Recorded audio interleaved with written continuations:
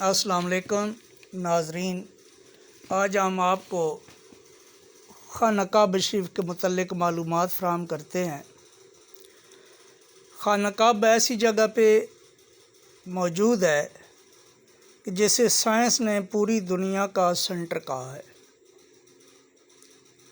پھر ایک اور آپ کو بات بتاتا چلوں کہ اللہ تبارک و تعالیٰ نے جب زمین پیدا کی، یعنی زمین کا خمیر اٹھایا، تو جہاں پہ خانہ کعبہ موجود ہے یہاں سے ہی زمین بننا شروع ہوئی تھی اور چاروں طرف دائرے کی صورت میں پھیلتی گئی تھی۔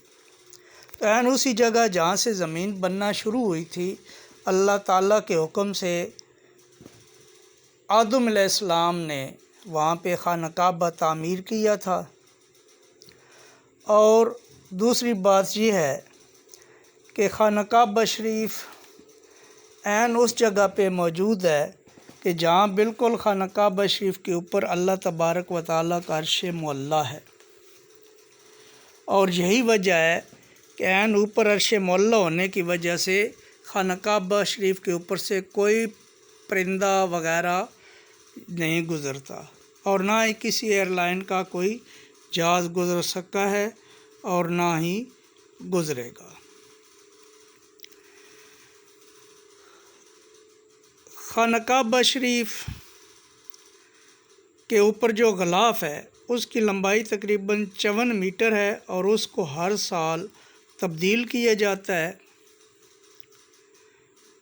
خانہ کعبہ کے غلاف میں 1 من سے زیادہ سونے کی تاروں کا استعمال ہوتا ہے اور یہ غلاف پورے 1 سال میں تیار کیا جاتا ہے۔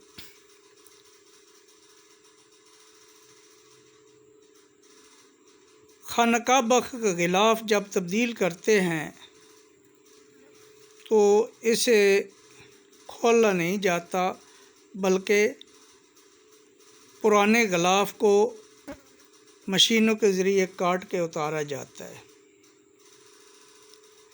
پہلے خانہ کعبہ کا دروازہ مہینے میں 2 سے 3 بار لوگوں کے لیے کھولا جاتا تھا، پھر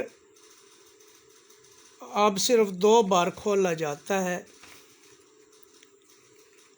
لیکن عام لوگوں کا داخلہ نہیں ہوتا۔ خانہ کعبہ کی پہلی بار تعمیر کی سعادت فرشتوں نے حاصل کی تھی، جس کا نقشہ جبرائیل علیہ السلام نے بنایا تھا۔ دوسری بار آدم علیہ السلام نے تعمیر کیا، تیسری بار آدم علیہ السلام کی اولاد نے تعمیر کیا، اور چوتھی بار حضرت ابراہیم خلیل اللہ علیہ السلام نے خانہ کعبہ کو تعمیر کیا۔ 5ویں بار قوم ممالکہ نے تعمیر کیا، اور قوم ممالکہ کے بعد 6ٹھی بار قبیلہ جرم نے خانہ کعبہ کی تعمیر کی۔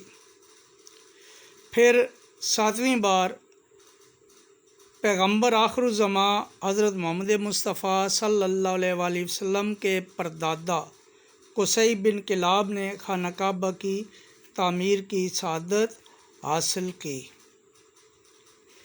اس کے بعد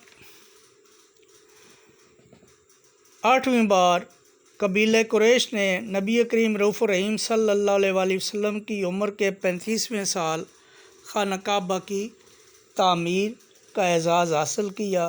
پھر حضرت عبداللہ بن زبیر نے خانہ کعبہ تعمیر کیا، اور پھر حجاج بن یوسف ثقفی نے خانہ کعبہ کی تعمیر کا سہرا اپنے سر لیا، اور یوں مختلف ادوار میں خانہ کعبہ کی تعمیر اور تزئین و آرائش کا کام جاری رہا۔